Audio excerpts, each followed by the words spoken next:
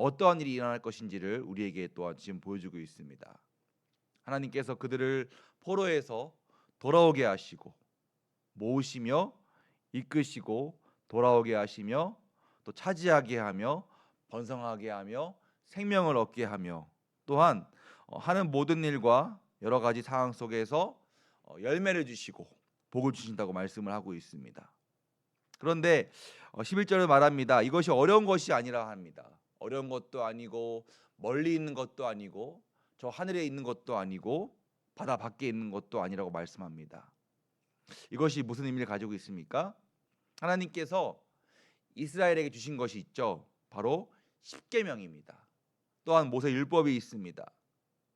즉 하나님께서 더 이상 어떤 멀리 있는 자로서 말씀하고 그 말씀을 기억하게만 하는 것이 아니라 바로 인간의 말과 글로써 하나님의 말씀을 이스라엘에게 주신 것을 의미하고 있는 것이죠. 더 이상 글자가 없는 들리기만 하는 그런 말이 아니라 돌판에 새겨주신 그 하나님의 십계명과 모세를 통해 기록하게 하신 그 율법을 통해서 하나님은 그들이 언제나 그 말씀을 볼 수 있고 들을 수 있고 기억할 수 있게 하셨기 때문에 말씀이 이렇게 말합니다. 오직 그 말씀이 내게 매우 가까워서 내 입에 있고 마음에 있기 때문에 내가 이것을 행할 수 있다라고 우리에게 지금 또한 보여주고 있습니다. 또 주님 원하시는 것은 너희들이 이 말씀대로 어떤 로봇처럼 기계처럼 행동하는 것이 아니라 스스로 그 말씀을 택하여 행하라라고 말씀을 하고 있습니다. 이런 경우가 있죠. 공부를 억지로 하는 친구가 있고요. 공부를 스스로 하는 친구가 있습니다. 억지로 하는 친구는 어떤 부모님의 압박에 의해서 할 수밖에 없습니다. 그래서 그 친구에게는 억지로 하는 공부는요, 어떤 그 마음 속에 흥미가 있지 않고 때로는 그 공부에 반감을 느끼기도 합니다. 하지만 스스로 공부를 하는 친구는요, 자신이 그 공부에 대해서 깨달음이 있고 또 내가 이 공부를 통해서 얻게 되는 유익을 기대하기 때문에 그 공부를 열심히 할 수밖에 없습니다. 어쩌면 우리의 마음도 이와 같지 않을까 싶습니다. 하나님의 그 말씀에 대해서 내가 마지못해 하는 억지로의 순종이 아니라 내가 하나님을 사랑하고 하나님을 통한 열매와 소망을 기대하면서 그 신앙 가운데 거할 때에는 어쩌면 스스로 하는 신앙과 순종이 나의 삶에 더 유익이 된다는 것입니다. 그런가 하면 또 하나님께서 오늘 말씀을 통해서 17절 말씀에 이렇게 말합니다. 그러나 내가 만일 마음을 돌이켜 듣지 아니하고 또다시 죄를 행할 때에는 뭐라 말씀하시죠? 너희가 반드시 망할 것이라 라고 하고 있습니다. 하나님께서 분명히 우리에게 말씀하십니다. 내가 너에게 충분히 기회를 주었고 기다렸는데 그럼에도 너희가 그 말씀을 듣지 아니하고 끝까지 죄를 지을 때에 반드시 그 죄의 대가를 치를 것이다 라고 오늘 말씀의 마지막 부분은 우리에게 지금 말하고 있습니다. 말씀을 묵상하면서 저는 4명의 사람을 떠올리게 되었는데요. 구약에서는 삼손이 있고 사울이 있습니다. 신약에서는 가룟 유다가 있고 십자가의 강도가 있습니다. 이 차이가 무엇일까요? 한 사람은 그 인생의 마지막에 말씀을 기억하여 돌아왔습니다. 하지만 한 사람은 그 인생의 마지막까지도 말씀을 기억하지 않고 스스로 죽게 되는 비참한 결과를 맞이하고 있는 것에 차이를 가지고 있습니다. 삼손은 누구보다 하나님께 택함 받아서 그 힘을 가지고 살아온 사람이었습니다. 하지만 그의 교만과 자만은 결국 그가 머리가 잘리고 그로 인해서 모든 힘이 빠져나가게 되면서 결국 눈까지 멀어지는 비참한 노예가 되었음을 우리에게 지금 보여주고 있습니다. 하지만 그는 그의 마지막 때에 그 블레셋 이방신의 신전에서 이렇게 말합니다. 하나님, 이번만 나를 기억하사 도우소서. 어떤 일이 발생합니까? 하나님께서 또 그를 통해서 놀라운 일을 행하시게 되면서 히브리서 11장 말씀에 삼손 이름이 기록되는 역사가 일어납니다.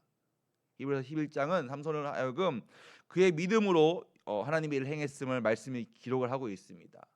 즉 그는 비록 그가 불순종으로 인해서 오늘 말씀에 기록된 것처럼 한때는 망하였지만 또 그의 마지막 때는 하나님의 일을 행하는 자로 말씀에 기록이 되죠. 그러니까 돌아온 자입니다. 사울 왕은 어떻습니까? 초대 왕이 됩니다.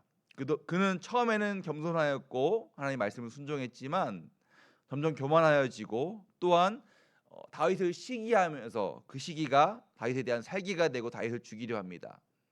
하지만 하나님은 결코 사울을 바로 치지 않았습니다. 오히려 하나님께서는 하나님이 인도하시는 다윗을 통해서 하나님께 순종하는 자가 어떠한 것인지를 보게 하셨습니다. 하지만 사울은 그것을 깨닫지 못하고 끝까지 불순종하다가 결국 마지막 전투에서 그의 아들들이 죽게 됩니다. 하지만 그때도 사울은 기회가 있었습니다. 비록 그가 전투에 패배하고 아들들은 죽었지만 그가 그때에도 하나님께 회개하였다면은 하나님은 그에게 기회를 주셨을 것입니다. 하지만 사울은 그 마지막까지도 회개하지 않고 스스로 목숨을 끊는 최후를 맞이하게 되죠. 신약으로 넘어와서 가룟 유다는 예수님을 팔았습니다. 하지만 하나님과 예수님은 그가 그 죄로 인하여서 죽는 것을 원치 않았습니다. 만약은 없지만 만약에 가룟 유다가 회개했다면 예수님께서는 또한 베드로를 부르신 것처럼 가룟 유다도 불러서 그를 하나님의 일로 쓰임 받게 했을 것입니다. 하지만 가룟 유다는 그 상황 속에서도 회개하지 않고 결국 스스로 목숨을 끊게 되죠. 그 반대 사람이 누구죠? 십자가의 강도입니다. 그는 예수님과 마지막 죽음에 함께하였습니다. 한편 강도는 동일하게 그 시대에서 예수님에 대한 소문을 들었을 것입니다. 그가 살아온 그 시간 동안 이스라엘 땅에 예수란 사람이 있었고 그 예수의 일을 다 들었을 것이죠. 또한 지금 나와 함께 십자가에 함께 있는 자 중에 한 명이 바로 그 예수라는 것을 그는 알게 되었을 것입니다. 그도 처음에는 다른 강도와 함께 예수를 비난했습니다. 자, 그런데 시간이 지날수록 내가 정말 들은 그 소문대로 예수라는 사람이 하나님의 아들이라 하는 사람이 정말로 자기의 죽음 가운데 사람들을 비난하지 않고 끝까지 하나님의 말을 하는 것을 보면서 그 강도가 어떻게 됩니까? 돌이켜서 그 예수에게 자기의 생명을 의탁하죠. 어떻게 됩니까? 예수님 말씀하십니다. 내가 오늘 나와 함께 낙원에 있으리라. 이처럼 삼손과 사울 그리고 가룟 유다와 십자가의 강도는 마지막 때에 돌아왔을 때 어떠한 일이 있는지를 또한 마지막 때에도 돌아가지 않았을 때 어떠한 일이 있는지 우리에게 지금 보여주고 있습니다. 마찬가지로 우리의 삶 속에서도 이 말씀을 우리가 기억하며 행하기를 소망합니다. 아직 우리의 삶에는 믿지 않는 가족이나 남편이나 자녀나 친지들이 있을 것입니다.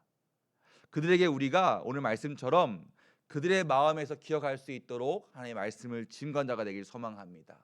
그래서 그들이 어쩌면 비록 지금은 우리가 볼 때는 믿지 않는 안타까움 속에 있지만 우리가 전한 그 말로 인해서 그들이 언젠가는 때로는 그 마지막 때의 마음에서 기억해서 돌아올 수 있게 해달라고 기도하며 행하기를 소망합니다. 그냥 교회 나와 이런 말보다 이런 말을 하면 좋겠습니다. 하나님이 너를 기다리신다고, 하나님이 너를 사랑하신다고, 이 말을 지혜롭게 할 수 있는 그런 지혜와 믿음을 구하는 시간 되길 소망합니다. 그래서 그 사람이 언젠가는 자기의 삶에서 우리가 전한 그 말을 기억하면서 하나님께 돌아올 수 있는 그 은혜와 은총을 구하는 시간 되길 소망하겠습니다. 우리가 지난 수요일에 한번 감사 간증을 한 적이 있죠. 그래서 몇몇 분들이 간증을 한 적이 있는데 그 중에 한 권사님의 고백이 있었습니다. 자신이 비록 살면서 복음을 전하는 시어머니가 있는데 늘 거부했는데 그분께서 요양원에 들어가시고 이제 살 날이 얼마 남지 않으니까 어떻게 하십니까? 며느리를 불러서 말씀하셨죠. 내가 이제는 너가 하는 어떤 말도 듣겠다라고 하시면서 전도를 하게 되었고 그 시어머니가 그 병상에서 세례를 받는 것을 들은 어떤 우리의 그 간증에 들은 경험이 있습니다.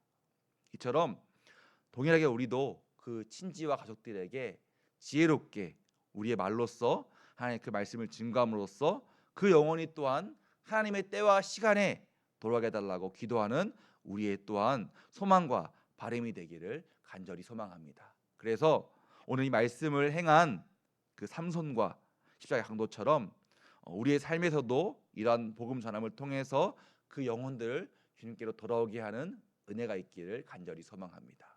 기도하겠습니다.